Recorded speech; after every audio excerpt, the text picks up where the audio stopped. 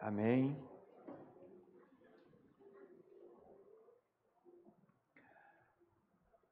Essa semana nós estamos dando início ao estudo da carta de Paulo aos Gálatas.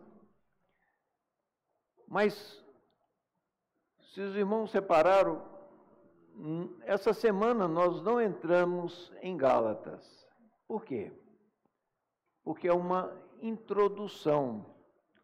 Nós temos que entender o pano de fundo, nós temos que entender o contexto, para que depois, quando nós entrarmos na carta de Paulo em si, nós tenhamos um melhor entendimento. O irmão Renato pediu para que nós lêssemos Atos dos Apóstolos, capítulo 2, versículo 42 a 44. Ali mostra bem o início da igreja. Qual o lugar que o Senhor teria que morrer? O Senhor tinha um lugar certo para morrer. Por quê? Porque o Senhor havia determinado que o sacrifício do Cordeiro Pascual teria que ser em Jerusalém. Então o Senhor morreu em Jerusalém, quando chegou o dia 14 de Nisan, no calendário judaico. E naquele ano, aquele dia 14, deu numa sexta-feira. Há pouco tempo nós comemoramos a Sexta-feira Santa. Ou seja, o Senhor teria que morrer naquela data e naquele lugar. E ali ele ressuscitou. E o apóstolo Pedro, no dia de Pentecostes, ele começou a pregar. E ali surgiu a igreja. Era uma igreja só de judeus. Por quê? Porque Jerusalém era uma cidade judia.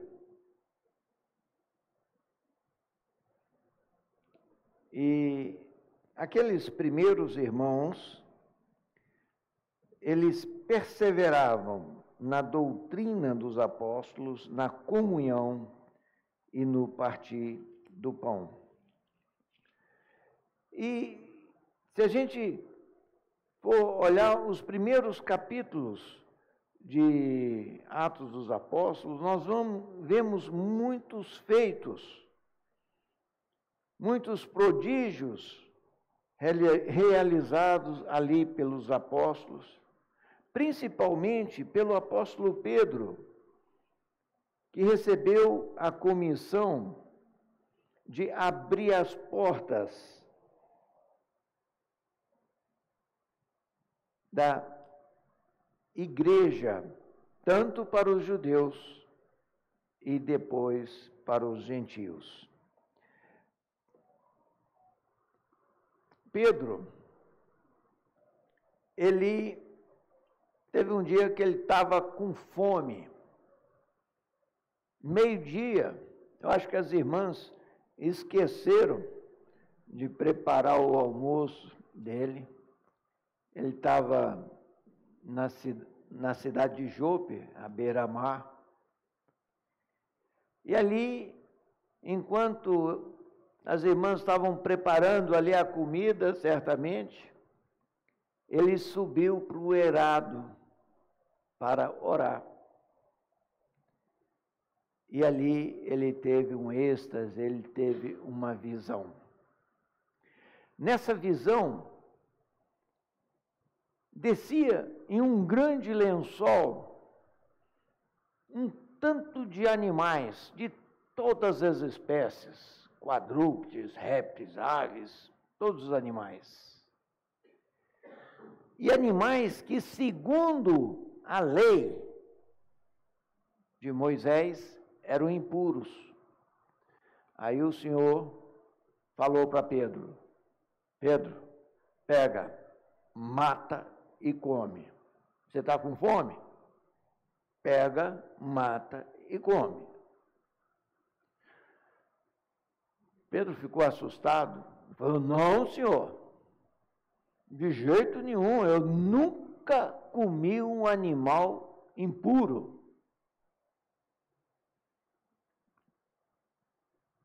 O Senhor repetiu isso 3 vezes. Ou seja, o Senhor estava querendo quebrar com a religião de Pedro.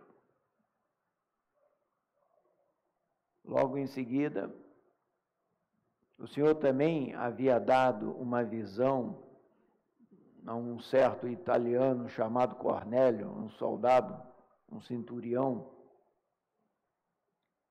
E Cornélio mandou pedir socorro lá. O Senhor falou para ir justo naquela casa. E Pedro entendeu que ele precisava ir. Ele obedeceu. E esse centurião romano havia reunido na sua casa os parentes e amigos. E Pedro, ele começou a fazer uma coisa que até então ninguém havia feito: pregar o evangelho para não-judeus.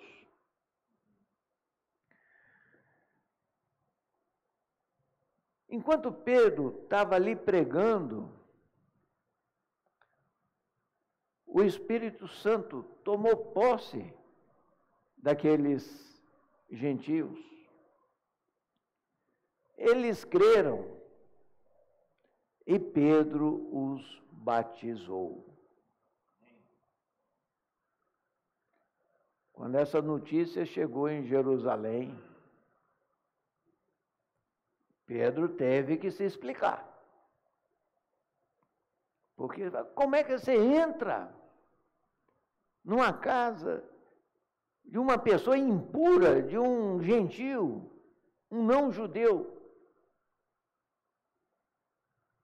Mas Pedro falou: olha, eu entrei porque o Senhor mandou. Amém. Eu tive uma visão. E os irmãos se alegraram. Irmãos, ali ainda era aquela primeira igreja em Jerusalém. Eles se alegraram com o que o Senhor estava fazendo. Só que aconteceu um incidente. Um irmão que, por sinal, foi escolhido para ser um dos diáconos da igreja, para liberar os apóstolos para poder dedicar exclusivamente à palavra e à oração. Esse irmão, esse diácono, chamava-se Estevão. E Estevão, depois de dar um testemunho contundente, os judeus que não haviam crido, eles decidiram matar Estevão. Estevão foi apedrejado em público. E depois desse incidente, irmãos, começou uma grande perseguição contra todos os cristãos em Jerusalém. O que aconteceu com aquela primeira igreja? Foi dispersa. Vamos abrir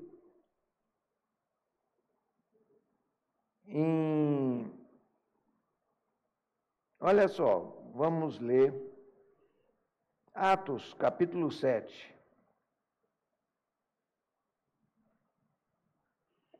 Vamos ler a partir do 58.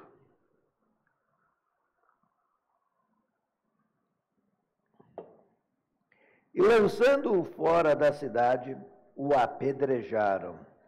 As testemunhas deixaram suas vestes aos pés de um jovem chamado Saulo e apedrejaram Estevão, que invocava e dizia: Senhor Jesus, recebe o meu espírito.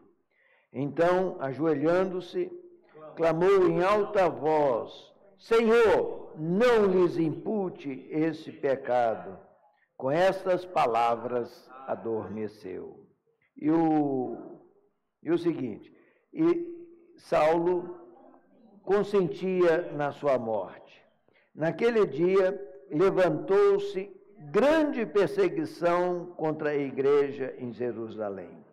E todos, exceto os apóstolos, foram dispersos pelas regiões da Judéia e Samaria. Quem foram dispersos? Todos, exceto os apóstolos. Então, para onde que eles foram? Eles foram para o entorno de Jerusalém, que era a região da Judéia e o país vizinho, a Samaria.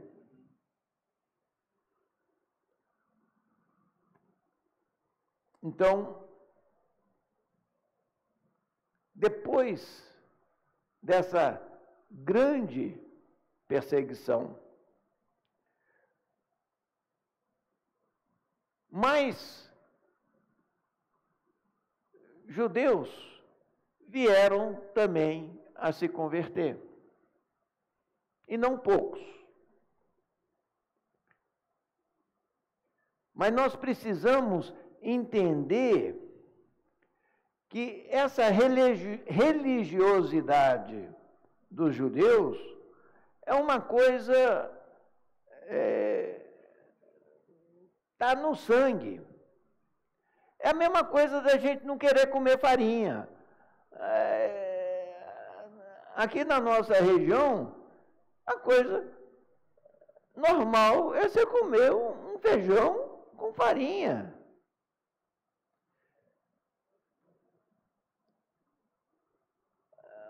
Isso estava na formação do povo judeu. Por isso que Pedro fala assim: Senhor, mas eu nunca comi um animal impuro, porque desde criança eu observo a lei de Moisés. Não sei se os seus irmãos aqui observaram, quando relata a morte de Estevão, tem um cúmplice aqui da morte dele. Quem é esse cúmplice? Saulo. Esse é o mesmo apóstolo Paulo. O senhor precisou mudar o nome dele. Assim como mudou o nome de Pedro e tantos outros. Senhor Jesus. Se a gente for ver capítulo 9, nós vamos ver esse Saulo indo para a cidade de Damasco com autorização dos principais sacerdotes. Para quê? Para prender aqueles que invocavam o nome do Senhor. Mas, quando ele está a caminho, ele teve uma grande visão. E ele ouviu em voz hebraica: Saulo, Saulo, por que me persegues? E ele pergunta, quem és tu, Senhor? E o Senhor responde, eu sou Jesus, a quem tu persegues. Ele ficou cego. O Senhor depois, lá em Damasco, fala para um servo chamado Ananias, fala, Ananias, vai lá e batiza Saulo. Fala, o senhor está doido? Esse aí é o maior perseguidor da igreja. Fala, não, ele vai ser um grande servo.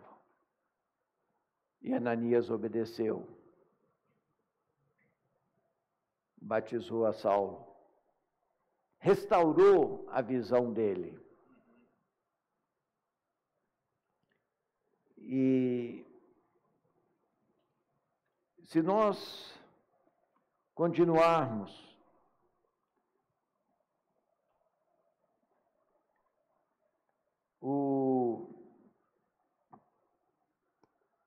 nós vamos ver no capítulo 11, versículo 19, fala assim, então, aqueles, que foram dispersos, então, os que foram dispersos por causa da tribulação que veio a Estevão, se espalharam até a Fenícia, Chipre e Antioquia, não anunciando a ninguém a palavra, senão somente aos judeus.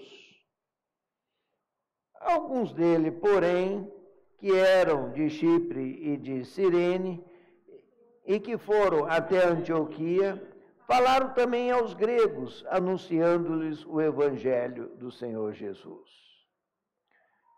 Então, mesmo depois do Senhor já ter anunciado à casa de Cornélio, os judeus ainda estavam muito focados, em seus conceitos religiosos. Mas uns desavisados aqui pregaram aos gentios, aos gregos, na cidade de Antioquia. E quando aconteceu isso, os irmãos de Jerusalém mandaram Saulo para lá, para cuidar dos irmãos, essa primeira igreja não judaica.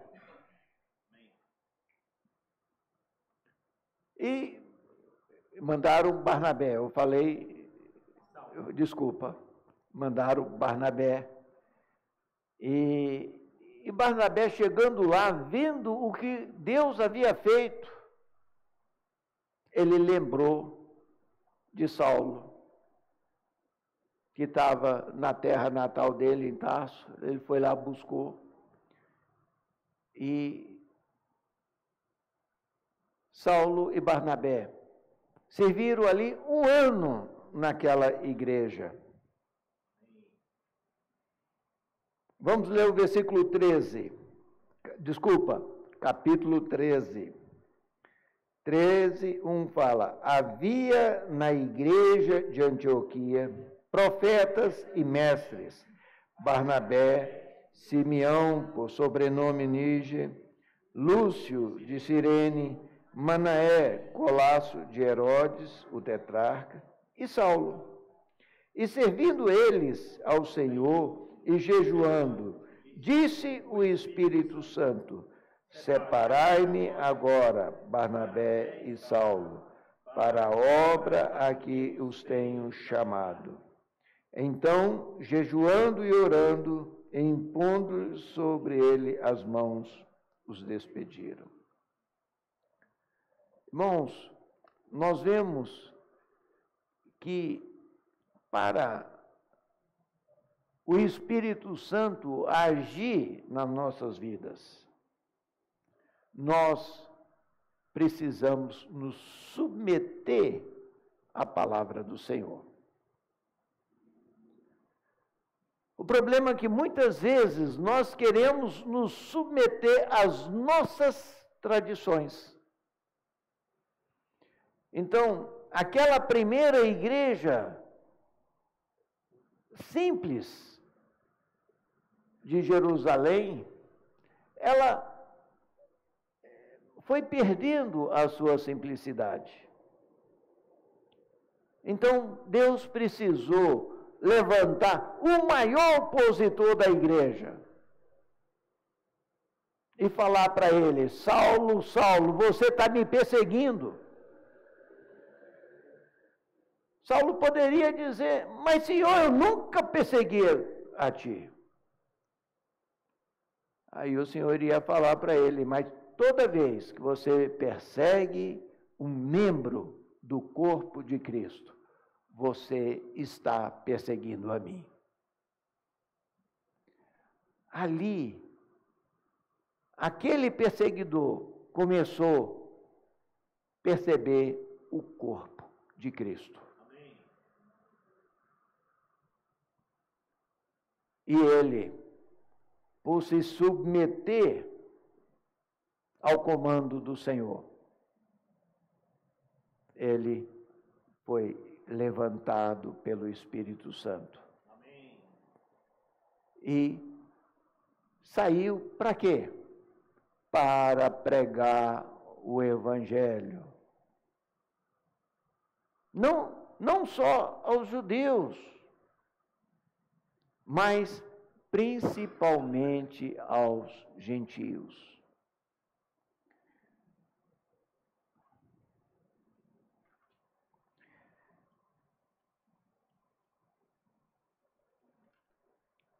Olha só.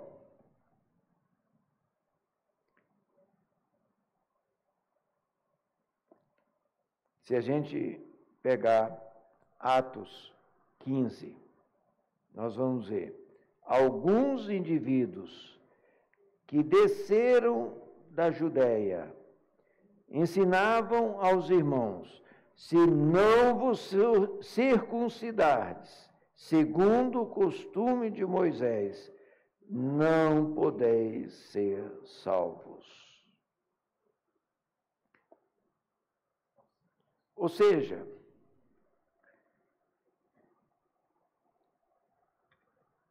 eles estavam acrescentando algo ao Evangelho. Não basta vocês crerem na morte e na ressurreição do Senhor Jesus. Vocês precisam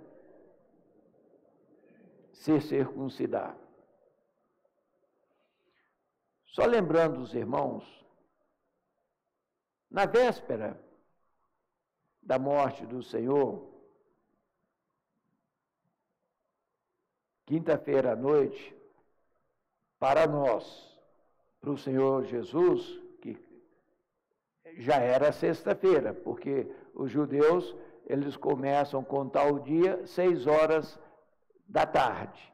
Então, se 6 horas da tarde começa o dia, então na noite de quinta-feira já era sexta-feira. O que o Senhor Jesus fez para nós quinta-feira à noite? Ele estabeleceu a nova aliança. Por que nova? Porque a aliança anterior, qual era? A circuncisão. Essa aliança foi dada a quem? A Abraão, Isaque e Jacó. Os judeus teriam que cortar o prepúcio. O que é o prepúcio? É aquela pele que envolve o pênis do homem. Então, toda criancinha do sexo masculino, ao 8º dia, teria que cortar aquela pele. Esse seria o sinal da aliança. Então, esses judeus aqui, que desceram, eles estão falando, olha, vocês estão tomando do pão e do cálice, que é a nova aliança, mas vocês também têm que usar a velha aliança. O sinal da velha aliança é a circuncisão.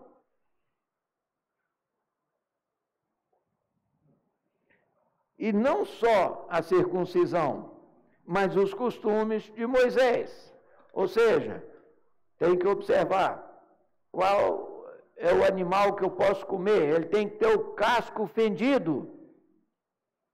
O cavalo não tem o casco fendido. Não pode comer. Tem que ruminar.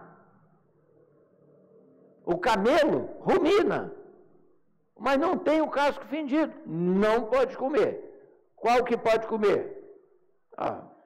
Cabrito, carneiro, o boi, o búfalo, todos têm o casco fendido e ruminam. E assim tinha várias normas. Então, esses judeus, eles falavam, vocês ouviram o evangelho, agora tem um outro evangelho. Vocês não basta crer no Messias, não basta crer na sua morte e na sua ressurreição, vocês também precisam circuncidar, vocês também precisam seguir os costumes de Moisés. Então, é por isso que fala Gálatas. Aí fala, o único evangelho, o evangelho de Cristo. Não é que Gálatas é o único evangelho. Não! No livro de Gálatas, nós vamos ver que existe um único evangelho, que é o evangelho de Cristo.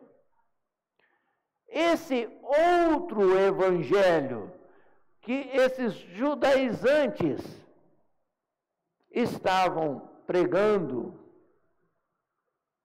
eles iam contra o ensinamento dos apóstolos. Infelizmente, a igreja em Jerusalém chegou a um ponto que nem mais tinha apóstolos lá. E eles queriam até mesmo que Paulo, em Atos 21, eles queriam que Paulo mostrasse que ele estava seguindo a lei de Moisés. Então, tudo isso tem a ver. Nós estamos estudando esses aspectos históricos que fica muito claro no livro dos Atos dos Apóstolos, para nós termos a compreensão de que esse outro evangelho, ele não tem sustentação quando vai diante do ensinamento dos apóstolos. Não tem sustentação quando nós vamos ao próprio ensinamento do nosso Senhor Jesus Cristo. Se a gente abrir em João 1:12, lá fica muito claro. Olha, mas a todos quanto o receberam, deu-lhes o poder de serem feitos filhos de Deus, a saber, aos que creem no seu nome.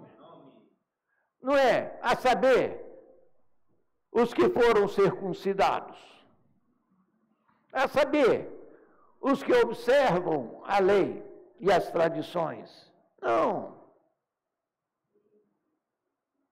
Agora nós precisamos saber uma coisa. O Senhor Jesus, cumpriu por nós todas as leis. Amém.